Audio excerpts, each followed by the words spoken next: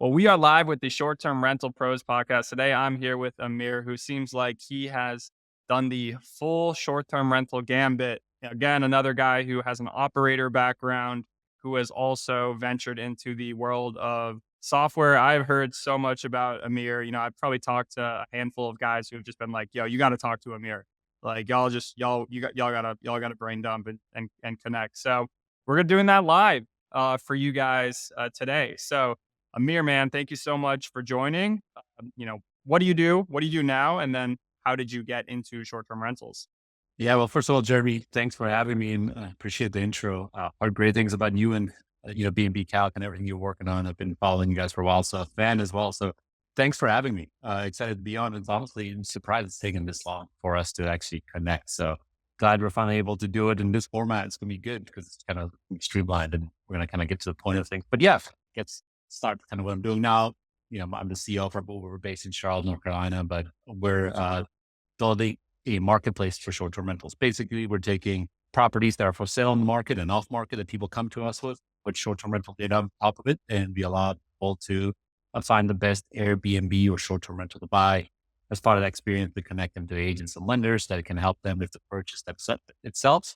And we really want to become the Zillow of short-term rentals. So if you want to find a property to buy or sell a property, we want Rabbu to be your go-to destination. So that's what we're building. And the story that you got to and how we got here, honestly, you kind of alluded to it. It's been a roller coaster, but that's kind of, part of the course if you have a startup, right? So company originally started, you want to kind of go way back now we started. Would that Go be all the helpful? way back. Or Yeah, I yeah, want to hear, absolutely. where were you born?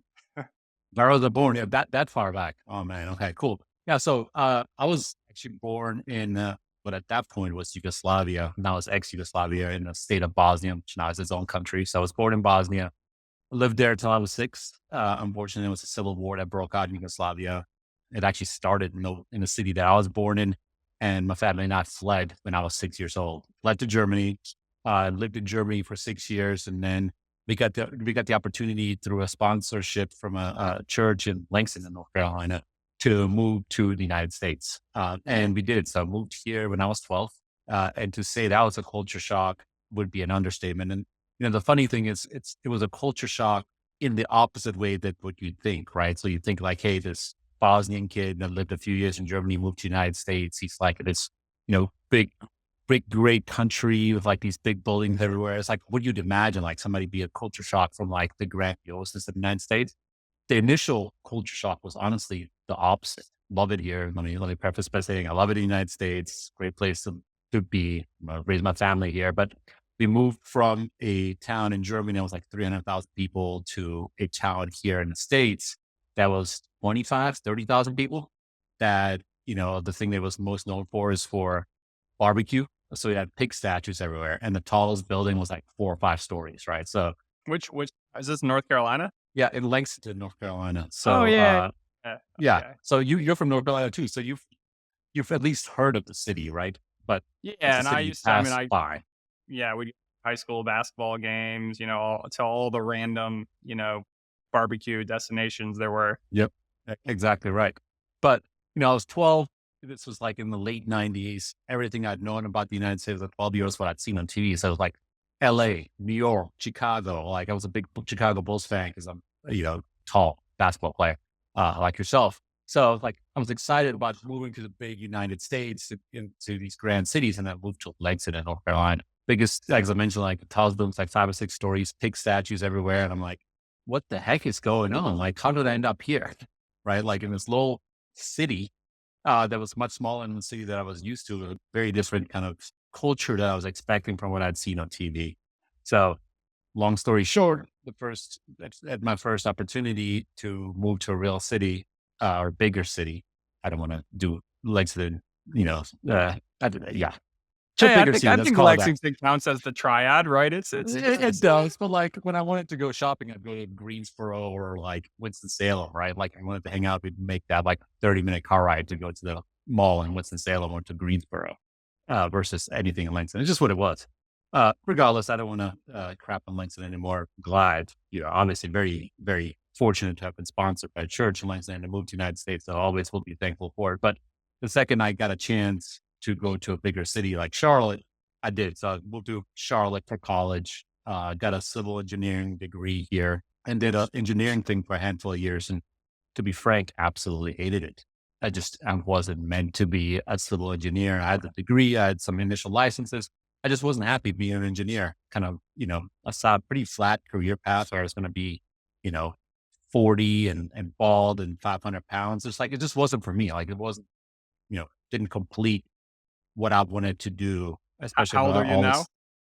I am, way to put me on the spot. I was 86. I was born 86. So, 38. It's one of All those, right, cool. you Well, stop counting you still after a got a while. head of hair, so I I just know. wanted I to know. I clarify, know. fact check you on the on the I'm stuff. I'm balding for different reasons, not because I'm unhappy, it's because, building a company, there's a lot of stress and everything going on. Facts though. Yeah. Doing better now. I would have been bald by now, basically. So, uh, you know, um, ended up joining a tech startup here in town, that was called Kick, KYCK. And what Kick was, initially it was built, and this was in like the early 2000 teens. It was built as a social media platform just to talk about soccer. Being from Europe originally, growing up playing soccer every day and basketball, it was like the thing, right? Soccer. And there was a tech startup in Charlotte of all places that was all about talking about soccer. I was in. So I joined this tech startup actually for free initially, and ended up being brought on to the company as a business analyst, and worked my way up to be the VP of operations of Kick when it was acquired by NBC Sports Universal. So joined NBC as part of the acquisition for a year, but the whole idea at that point was this is going to be a stepping stone, so I can figure out what I want to start myself. So right at that time period, my wife and I bought a home here in Charlotte that had a detached garage, and behind the detached garage behind our main house, and above that garage was originally was like a studio, art studio, and a bathroom. Decided to turn that into an Airbnb, hoping just for some discretionary income, maybe like offset some of like our child care costs or whatever, right? And next thing we know, it's paying the mortgage. This little 200 square foot room above our garage is paying the mortgage on our house, and we're like, holy smokes, what is happening here? Like there's a big opportunity of short term rentals. How do we go about building a business in this space? So that's kind of my initial steps in short term rentals was, hey, I just get done with another business, trying to figure out what I want to do next. Garage apartment, it's paying the mortgage. It's like, okay, let me see where I can take this. So that's really kind of the origin story of how we got into short term rentals to begin with. What it turns into now, what it is now is very different, but that was how it started. Got it. And then you went with you had the garage apartment, you had maybe that aha moment. And I think a lot of people in this space that kind of, especially those who started, a while ago when it was through their experience that they noticed. I think nowadays people promote their experiences online and kind of gives people the insights into what's going on. But tell me what happened? You had that aha moment. Was that like, all right, I'm going in, I'm leaning in on this and I'm going all in? Uh or did you take things slower? Yeah, what once you saw it, that 200 square foot apartment was paying your mortgage, what'd you do? Yeah, it's a good question. And honestly, at that point, I still wasn't 100% sure. It was definitely an aha moment like, okay, there's something here. I was working full time at NBC. I was playing around with, okay, how do I kind of scale this out, this short term rental thing? And I had another couple of business ideas that I was playing around with on the side just to see, which one had the most opportunity. Another one's like a drone videography business. And there was another couple of things we were kind of playing around with. And I'm a big like, don't build a huge, long business plan, take steps, and then learn and iterate, right? Like do one thing, learn from it, and then do another thing, and then see which one compounds the most and creates the biggest opportunity. And as I was doing that, it became very apparent that the short term rental space was kind of the biggest opportunity at hand. Because what we started doing next is my wife and I went out to get more properties for ourselves. When we got one in an apartment building close to where we lived, that first one was like an arbitrage setup, you know, and this was early days. This was like 2014, 2015, where arbitrage was still relatively early on. We're making 2 to 3x what our, you know, what our lease payment was, right? So we were like, okay, well, there's definitely more opportunity here. So we got to the point where we got to a handful of apartments that we were some we were managing, some, or we were arbitraging, some which we owned. We decided, okay, this Airbnb thing has the biggest opportunity for us. So let's, you know, put everything else to the side and let's really focus only on, building out the short-term rental business. And at that point, we kind of made the call of the initial idea was let's do what Sonder and Stay Alfred and some of these other guys were doing or attempted to do, which is like build a short-term rental brand. Anytime I stay at a Rabbu property, I would have the same experience. So that was the kind of the initial idea, is that primarily through Rees arbitrage, which again, I know it's been replicated many times since now, and through some other measures, we're like, okay, how can we grow our portfolio of our own Rabbu themed and branded short-term rental, you know, buildings, listings, right? So that was the initial idea of what we were going to do with the business. But to be frank, that didn't last very long because as we started kind of talking to people that we would buy an asset from or that, we would potentially arbitrage an asset from, we kept being asked hey, instead of you leasing it from me or buying it from me, would you be interested in managing it on my behalf instead? Because I want part of the upside. We're like, okay, that's interesting because there's a lot less upfront cost in doing that than, having to, furnish it yourself and, whether you're buying it or you're leasing it, there's a lot of more upfront costs. So we're like, okay, sure. Let's go in that direction. Let's try to become more of a management company versus an arbitrage company.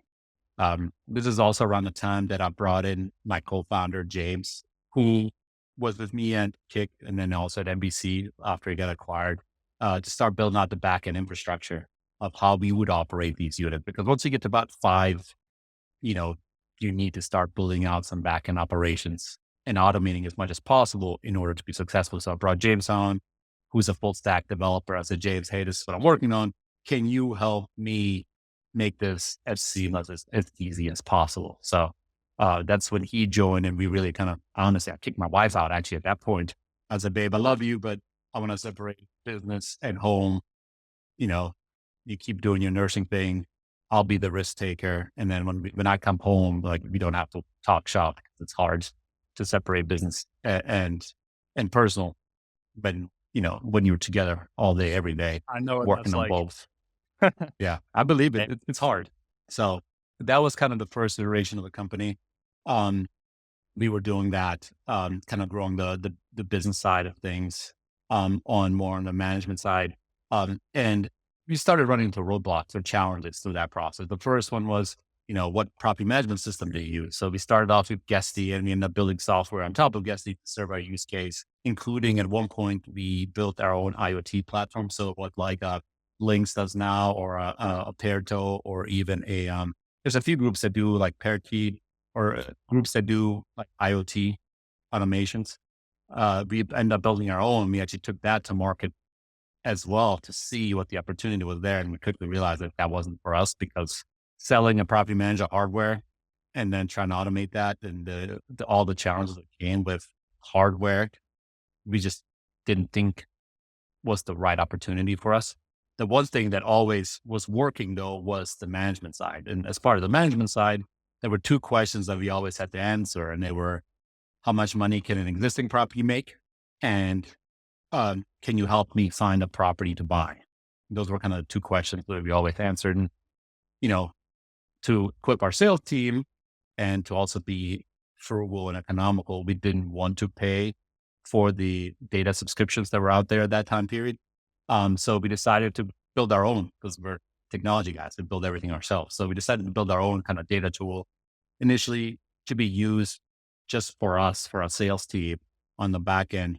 But one night, James, my technical co-founder, decided to put it in our site just to see if people would use it themselves. And that was kind of the origination of, our data tools. We put it out there and it was like this estimate of short-term rentals, completely free to use. And that kind of really helped us blow up, both from like a user perspective, but then also from a property management perspective, because now we use that data tool to upsell our property management services. So people would come to our site, type in an address, get an estimate, eventually refine their comps, and then we could upsell them on property management services. So that's kind of what was our when we were doing property management, that was our kind of unlock for sales is the data tool, and enabling it to answer those two questions for people, which we then would say, hey, by the way, you're looking for property in, you know, Hoboken, right, in Jersey. You also need a property manager because we can do that for you. And it really kind of helped us kind of go from, a few dozen properties that we were managing primarily in Charlotte and a couple of markets around here to having over 400 properties under management all across the country, including a hotel in Miami Beach, you know, at mansions in Malibu, multifamily buildings in Seattle. We had nationwide coverage with properties we were managing. And all that was being done for our own property management system that we had built to replace our pricing engine. It basically built everything ourselves. It was just in our DNA to kind of operate it and make it as efficient as possible. So that was really kind of the big foray for us into property management, was using the data tool to grow our property management doors, and growing the property management business. And as part of that, we did end up raising about, at that point, it was $8.5 or so million of venture capital, to kind of fund that activity.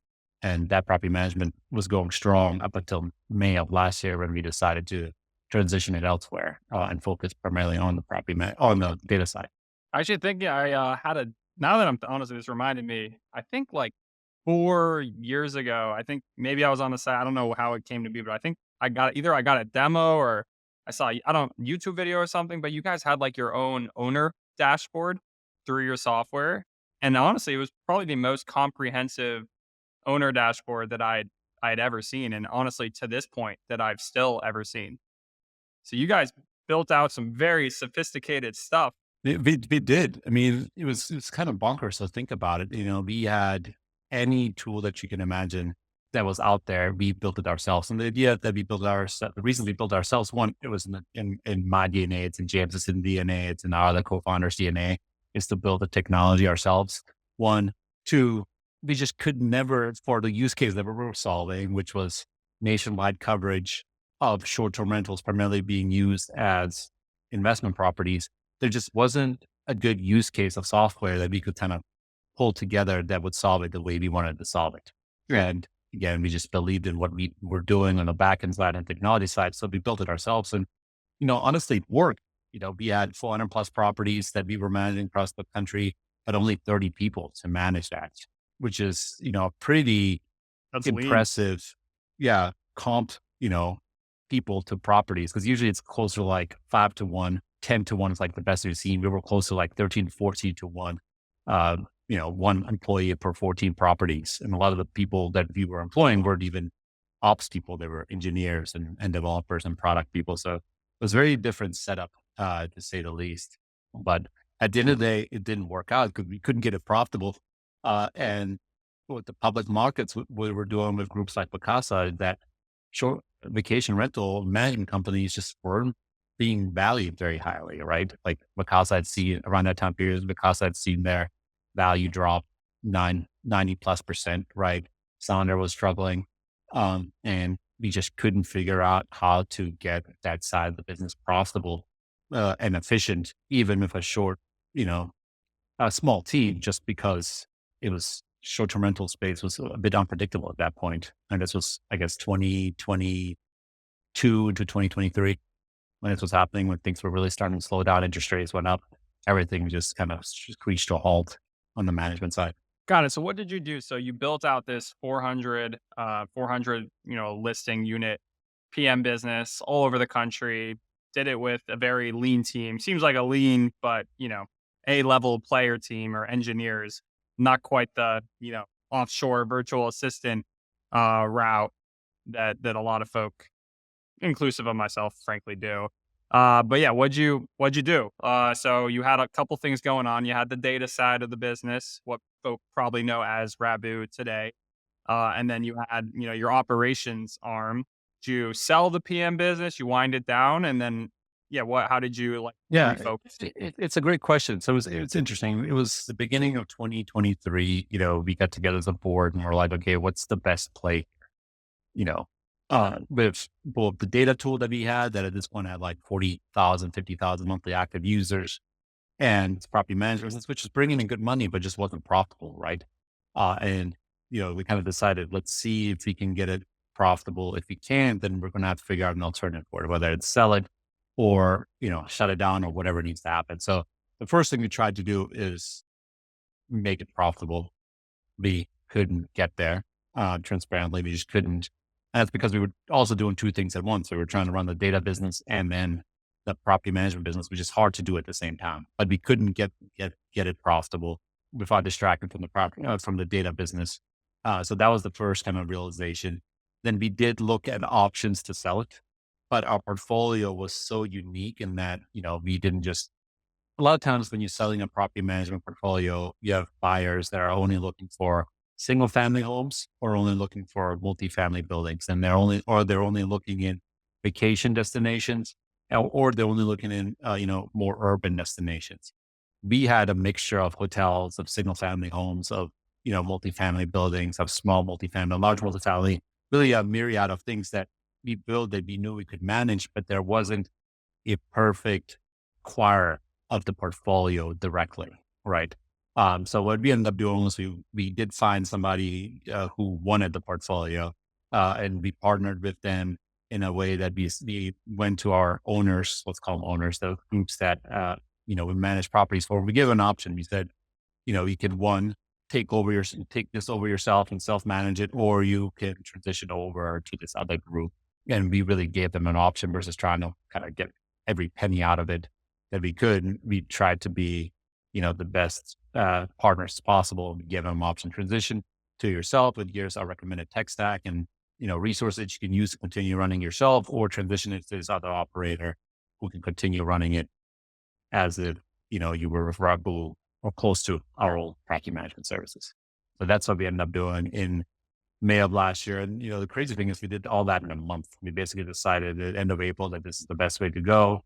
And then we just ripped the band-aid off. And May of last year was not the greatest month, but it was an experience worth doing because it was the right thing to do for, the shareholders in the company, for the team, for, our partners, the owners that we work for.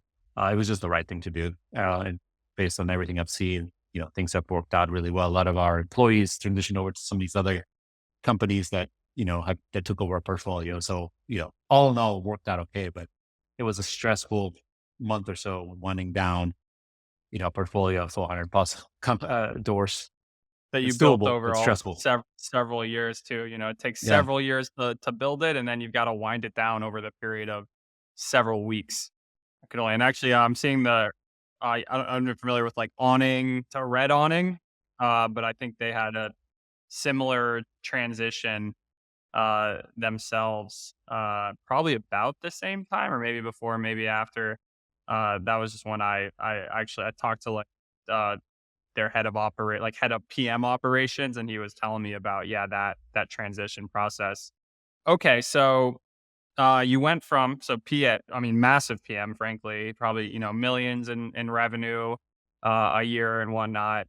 You're getting, tons of hits online, with your, free data tool. So I guess with that, how, I'm curious, as like a, startup founder, how do you focus the business from there? What is that conversation like with your team members, your employees? Put us in your chair or your Yeah. shoes. I know you're 6'5", so we want to be in your shoes because you might be able to dunk. I can I only dunk used on a to. good day. Yeah. I Used was going to. to say, I used to in high school and early college days, I could dunk. Now, like I'm happy when I can, grab rim and hold on to the rim and act like I can dunk. I'm No, I with mean, you on that. yeah, it's still impressive. I'm 38 or whatever now. You hear about Michael Jordan losing his ups in his late 30s too. So you're like, okay, it happens to all of us. This happens to Michael, happened to me too. It's okay. But yeah, I mean, it was a tough decision. So obviously when I made the call, uh, and said, okay, we need to shut down property management, really need to focus on the data tool. I went to my co-founders first and told them, and one was like, makes sense. The other one was like, this is the most irresponsible thing I've ever heard. Right. Cause he was like, this is, and you want to do it in a month? This is crazy. Right. I'm like, I hear you, but I think this is the best way to do it. Otherwise it's like, just slow and like slow death. Right. So we pulled the trigger. The first focus was how do we transition, do right by our owner partners, right? Transition them to the best setup possible. Then the second one was how do we make sure that the team, our property management team, had a good landing spot and they were in a spot that, you know, they were comfortable. And it was pretty, pretty amazing experience. We were frank with them. One of our big kind of core values of the company is transparency. So when we made this call, we went to the team. We said, I'm sorry, guys, this is what we're doing. This is not the news we wanted to share, but this is what has to be done. There's really no other option. And you guys, you have two options. You can, get paid severance and never work for us again. And we'll do our best to help you land somewhere else. Or you can help us with transition, get paid, and we'll still help you kind of transition somewhere else. And it was really amazing to see most of the team come together and say, yep, we'll help you during the transition. It's the right thing to do. It sucks, but it's the right place to go and do it. So that was one of those kind of moments where you're like, holy smokes, like this is the right thing to do when we're treating people the right way. So the initial focus was do right by the owners, transition properties to elsewhere, and then help the team that we had to let go land on their feet. And then from there was, okay, this is done. We're now kind of starting from scratch. What do we do? How do we now monetize this data? What do we do with it? And really went from 30-ish people at the company to 4 people, myself, James, my technical co-founder, Trent, who was product co-founder, and then Justin, another developer. It went down to the 4 of us. And we're like, okay, well, we know we have, 40-ish thousand monthly active users on the site. We know we've been able to sell those users property management services. There's got to be other things that this user base wants, because we didn't want to, and we had tried this too. We didn't necessarily think charging for monthly access to the data was the right call. Not that we couldn't sell it. I think there's a business there. Obviously AirDNA dominates and owns that business. We just thought that for us to really kind of have an impact in the industry, we needed to make this free and find other ways to monetize the users versus on a subscription basis. Because in our mind, the space, the market needed access to free data in order for it to continue to grow. So we made the call of keeping the tools free and figuring out how to monetize partners who want to get in front of our users. So, to be frank, we tried everything. We tried, having people pay for banner ads on our site, having, working with furnishing companies, with property management companies, with software companies, with insurance companies, with really anything you can imagine type of companies that see short-term rental buyers and investors as an audience. And as we spent basically Q3 of last year, kind of thinking through that and looking through that, what became apparent to us is that for where in the journey our users were, so people that were using Rabbu, for where they were in their kind of investor journey of owning and operating a short-term rental, the 2 things that they needed the most were agents and lenders to help them acquire the asset.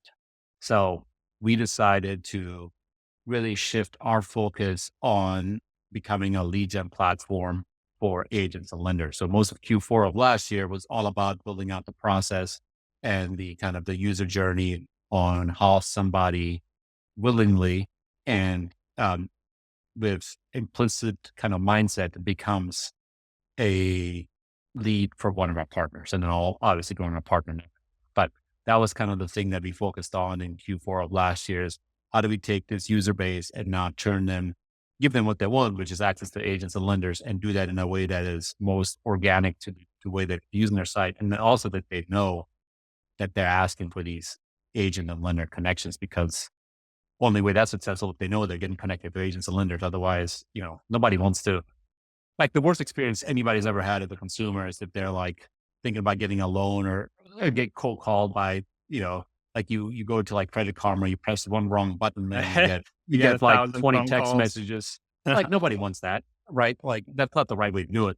You know, those leads have incredibly low conversion rates, which is also not sustainable. So we really focused on trying to make that as much of a, organic and also really implicit, like these leads know what they're asking for journey as possible. And we're still working on that, but that was kind of the first iteration of where we spent most of our time and effort in Q4 after deciding that that was the route to go. Got it. So yeah, I'm curious. So started leaning into the software tool, saying, all right, we've got these users. They're looking for short-term rentals. All right, if you're looking for a short-term rental to buy, what do you need? You need financing. You need a real, you need to see the place. Like you're not just, unfortunately, you can't just show up and knock on the door. You got to actually get inside. So, all right, let's make that introduction. Yeah, how has it been since leaning into that? And frankly, is the Zillow approach, right? I mean, you use Zillow as a reference. That's kind of pretty sure that's exactly what they do as well. That is Uh, their business model. That's exactly their business model. And we kind of joke around our initial revenue estimate tool was like this estimate for short-term rentals, right? So that was kind of, if you're going to copy somebody, copy Zillow because they're good at what they do and they are kind of the brand name, but very few people actually like have become leads on Zillow. Like it's much more known as, a place, the research tools research properties versus, get connected to agents, but they still do really well. They make, I think almost like a buck 50 per user, on their site. So they've figured out the model and kind of what we're going after too. But yeah, so I mean, really that's what the focus has been. It was all about the user journey and then finding the right partners to work with as well. Right. And I think, there's some great short-term rental agents that only focus on, short-term rental. So like, I think one of our mutual connections is Tyler Kuhn. He's based here in North Carolina out of Asheville. I know he's going through a lot with what's happening up in the mountains here with Helene coming through, but him and his company, they're great short-term rental agents. There's Avery Carl with their short-term shop. So we started partnering with some of the best agents all across the country. And then started doing the same thing with lenders, started realizing, okay, what is actually a good short-term rental loan? Can you go to like your local Wells Fargo branch and get a short-term rental loan, especially if it's an investment property? The most likely answer is no, unless you have some great relationships there.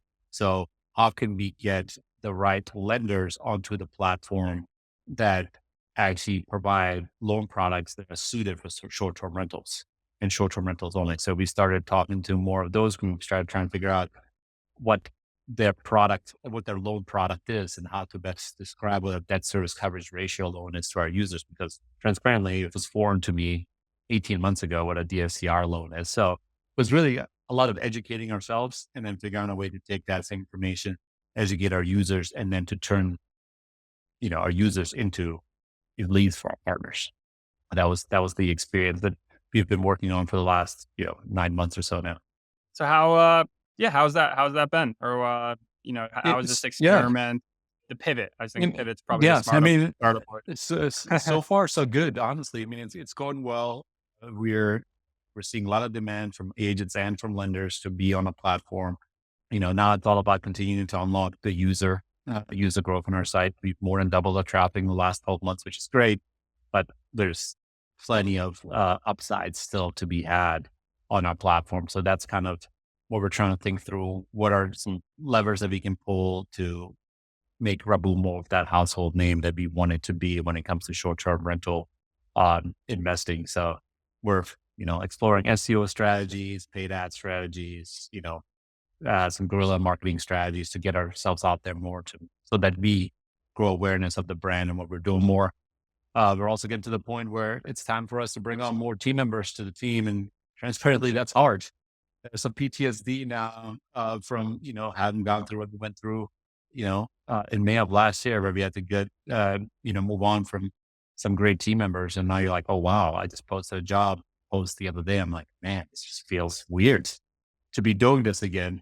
And I'm like, oh man, I wonder how my old employees feel are going to see it. And the ones that seen it have been incredibly supportive. But it's just, it's the entrepreneur journey. A lot of like, almost like, imposter syndrome, right? Like, oh man, like, is this really right? Like, is this the thing to do? And like, we've made mistakes doing this before. It's just, it's that kind of like roller coaster of feelings that we're going through. But, knock on wood, it's all for the right reasons. So now with, the interest rates, coming down some, if things starting to stabilize a little bit, there's still a lot of unknowns with the economy and where things stand in the market. But, we're starting to see kind of the light at the end of the tunnel. And We also just recently introduced a brand new product as well on the platform, which is the ability for anybody to list a property for sale on Rabbu and advertise it or market it to our users, which is something that has been requested for years, for years. And we used to do it like strategically through some emails to a user base. But as of last month, you can now list your property for sale on Rabbu and get exposure to our audience directly yourself, which, I actually you think know, I'm a client of that service.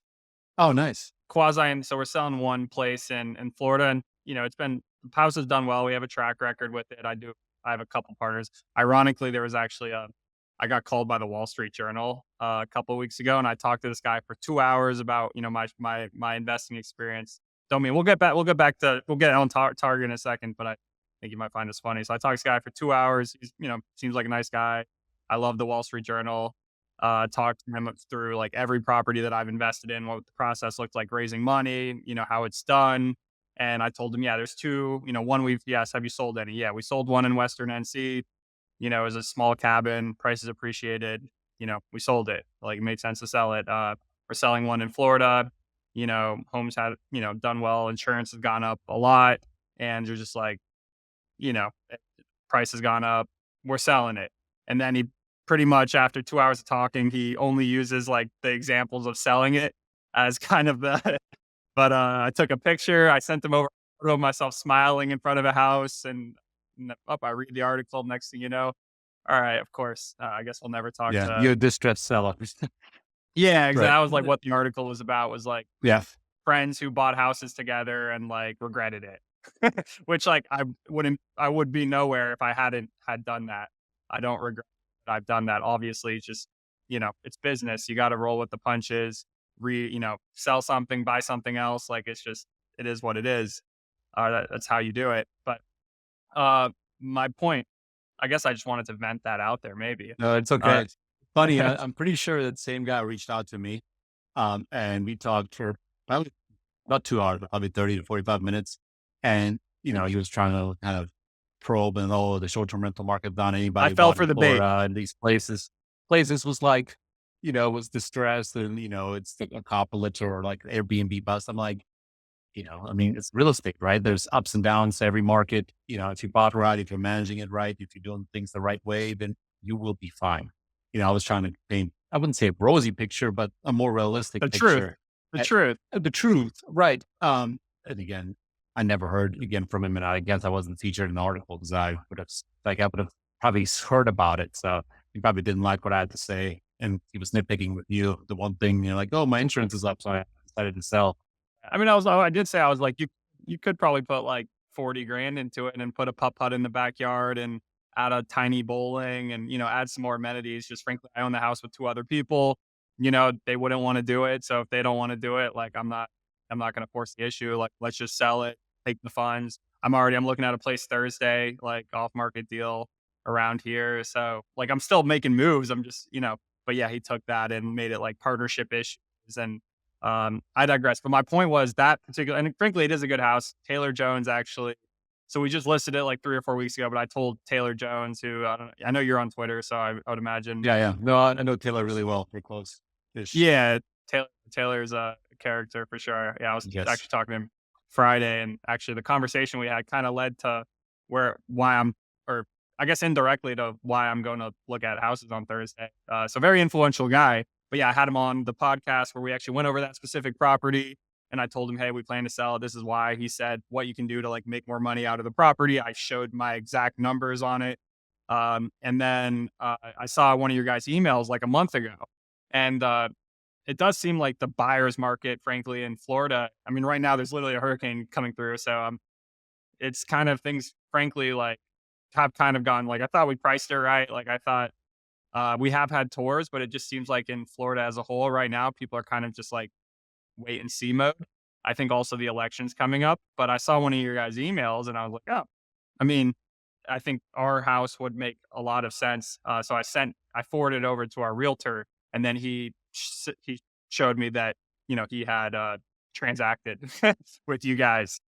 So I'm a client of that service. Now that I Awesome. think about it. Awesome. Well, I'll check it out. I'll make sure we get it promoted even more so. than You'll be happy. what's usually I included. guess I'll be happy. Yeah, and no, for sure. I mean, it is kind of interesting. I was just telling the team earlier today, is like just right now, it's not a great time for North Florida with what's happened with Helene and now with the second hurricane coming through. It is Southeast Florida, so it hasn't been affected at all by the hurricane. If anything, I mean, we have guests there who are hurricane like refugees, which we could. I mean, I know you have some assets in Asheville still. I think I saw one of We your do, tweets. yeah, yep. We're in Nashville. We have a whole building in Nashville now.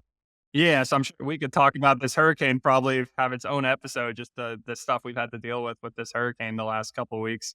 Um, Yeah, it's been luckily for us, let's just quickly do hit on that. Luckily for us, the building is intact, no major damage to it, some minor issues, some very minor flooding, but there's no power. Sorry, there's no water. There's power and there's AC and there's no water. And, it really kind of reminded me, I'm not sure, were you a host back right before COVID hit? Or right as y- COVID hit in 20 2020? one property heading into Yeah. COVID. Yeah. So when that happened, we had like 30 or 40 properties, somewhere in that range. And, They all all of a canceled right they away. all canceled. And, it was all about how do you fill this back up. And this is really what this feels like again. So all our reservations are canceled now through October because we don't know when we'll get water back there. The one thing we are able to do though is we're able to house first responders there, which, we're doing now. And, obviously we're not going to make any money off this, which is fine. It's the best thing you can do, in a situation like this. It's just tough. It's tough all around. So, that's the good thing about short-term rental assets, that they can be used for situations like this when things are dire. These first responders are going from sleeping on the ground to now at least having a real bed and a mattress and some power and some AC. Um, they'll make their lives easier while they're dealing with some massive destruction up there in the mountains. Yeah, yeah. I mean, I just said, yeah, touch on my experience quickly. Keeping everybody up to date, listeners of the show. So I have one in Western NC, and frankly, that property, very often the driveway leading to the house like washes out. Like if there's a bad rain, it'll wash out, and somehow I have no idea how this storm, like the nearby town of Dillsboro, flooded because it's on a river, and Asheville River Arts District, it flooded because it's on a river. So it seemed to be that towns in Western NC that were on rivers flooded. The rivers became like 7 rivers in one day, like the East River turned into the Hudson, or frankly, maybe more akin to like turned into an ocean. Like it was crazy. I'm sure you guys have seen the footage, but the driveway, we didn't have any issues. The power didn't even go out at the house. However, I mean, Airbnb let people cancel, even though like we had guests during the storm, we had guests after the storm who even booked for tourism reasons. The day I was like, "Did you know there's a hurricane?" And they booked the house to go to the Smoky Mountain Railroad in Bryson City, which apparently was open the day after the hurricane hit. But yeah, we've had people canceling, which is fine. It is what it is. And then, but our houses in like Eastern North Carolina, they've just been a lot of people from Asheville coming in because they haven't had power or water. So we've been doing not first responder housing, but a lot of frankly, like, I don't know if the refugee is the right word. It doesn't sound very Basic, I appealing. mean, right, it does, but it's kind of what it is, right? They're escaping their Yeah. home due to natural or circumstances in their home. Yeah, I mean, it's tough. Yeah. And the unintended, not, I don't want to say unintended, because obviously none of this was intended. Frankly, when the place hit when Helen hit like rural Florida, I was like, oh, sweet. Like I'd been watching had like obviously when I look at storms, I'm like, I hope this hits an area that people don't live. And it went into the Big Bend area. It didn't hit Tampa as bad. And I'm like, sweet, like, let's go. All right, I'm going to enjoy my weekend. And then I didn't even realize, because our guests didn't say anything for a few days, that Western NC had gone frankly smoked, and there hadn't been no one had internet, no one had service. So like the footage hadn't really gone out while it was happening. It took a few days to start seeing what was happening. And it took us probably like 10 or 11 days to get in touch with all our service providers. Not even only in Western NC, but a lot of our service providers in Central North Carolina just went to Western NC to like help out their families. So, and then they lost service. So we just didn't hear from, our pools are green at a few of our houses in the in the Greensboro like area. It is what it is. But so I'm gonna, at times like this, you got to be a human being over a host, and roll with the punches, but also help out where you can. When I saw this storm was hitting Florida, it was like obvious there's going to be mandatory evacuations. Like you can definitely raise your prices if you want to, but we're not doing that. We keep them as is. Don't touch them. Whatever. People get the last minute bookings at good rates. That's that's what you do. You don't try to take advantage of the situation. So anybody listening, I know it might seem opportunistic and but don't do it. It's just not good karma. Be a good person. So back to you. So yeah, we can talk about the house later. I'd love to like learn about what y'all are doing there. So this transition, yeah, what's it been like? And then I guess what do you think the future is as a whole for short-term rentals, the industry, and then like how what part do you see yourself playing in it?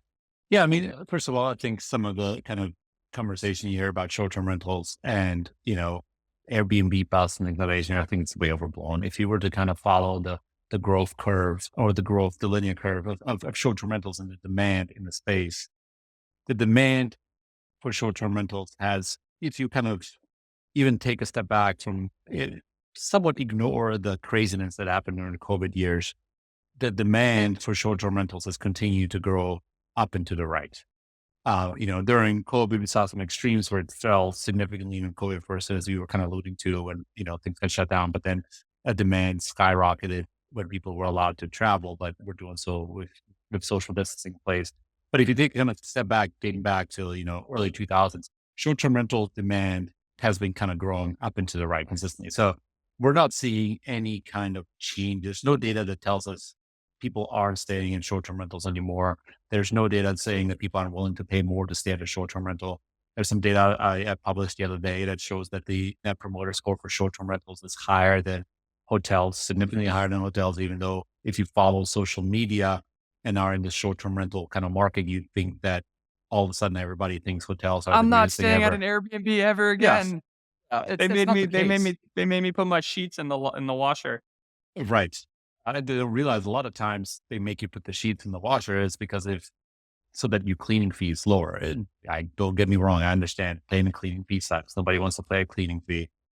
But you know, if you didn't want to do anything, cleaning fee would even be higher because you're hiring. You got to realize there's other people on the other side that have to do the cleaning, and they're not cheap to hire because you want them to do a good job because they're not doing like a quick, like high, little touch cleaning where they just kind of like glance over things. They have to do a deep clean basically every single time because they got to keep guests happy. So there's a lot involved in cleaning. So if a guest asks you or a host asks you to throw the laundry into the washer, it's because they're trying to keep your costs down, not because they're trying to give you a to-do list. Just be frank. Like I understand how it can be annoying. And of course there's people that go overboard, but that's really not 95% of hosts that they're trying to do. They're really just trying to keep costs down. I know when we managed properties, cleaning for us was at best a pass through, but most of the time we lost money on cleaning, even though we charged, which was, but some people would say it was a high cleaning cost. It was still, pass through at best just because of all that's involved with cleaning a property. But I digress. My point being is that short-term rentals aren't going anywhere. There's continuous kind of performance records that Airbnb is setting. There's continuous kind of reviews and positive net promoter scores that short-term rentals are getting. So are they going through the boom that they were going through during the latter part of COVID? No, of course not. That has stabilized now, but I think there's going to continue being demand for short-term rentals. There's going to continue being investors who are investing into short-term rentals. There's going to continue being individuals who are buying second homes, vacation homes that they rent out. That demand is not going to diminish because me as I have 3 kids and I'm happily married. Staying in hotels is probably the worst experience possible when we're traveling because it's so confining to what we can do, right? Like we have to go to bed when our kids go to bed. Can't like hang out in the living room and watch something together or hang out. Like it's not a good experience. So short-term rentals aren't going anywhere. The demand's going to continue growing. The upside that was probably existing during a zero interest rate environment, during COVID is probably unlikely to return, but it still can be a very attractive asset class if you find the right asset, if you set it up appropriately, and if you utilize the resources available to you to make sure that it's, operating to the best of its ability, whether it's finding the right way to buy a property. It's the right pricing strategies using tools like, price labs or whatever this case may be, set you up for success. I think it's an asset class that is only going to continue to get professionalized and going to become better. And that's where we kind of want to, that's the role that we want to play. We want to be a big part in the professionalization of this asset class and supplying people with the data and the resources to buy the right property so that they have a good experience and so that it meets their goals. So as I mentioned earlier, so we want to be the Zillow of short-term rentals. So if you're looking to buy or sell, we want you to come to Rabbu. We want you to use our tools and our partners to do so. So that's kind of where we see as our place and what we're hoping to accomplish as a company. You guys got so everybody check out Rabbu. I mean, I'm sure most people listening probably know Rabbu already, but beautiful UI, great way to browse for properties. Really good, really good. You can see the photos, and you can also at the same time, see the data, which a lot of times you got to go through a bunch of different places for that. So they made that experience real nice. Yeah. So folks who want to stay in tune with your experience, your journey, how can they do so?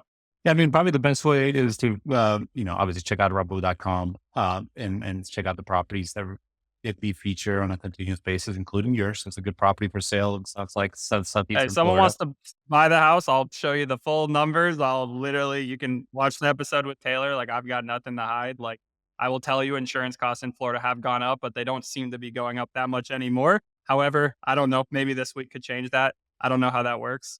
Uh, I'm not sure uh, either. If there's a reason for insurance to go up, I'm sure they'll find it.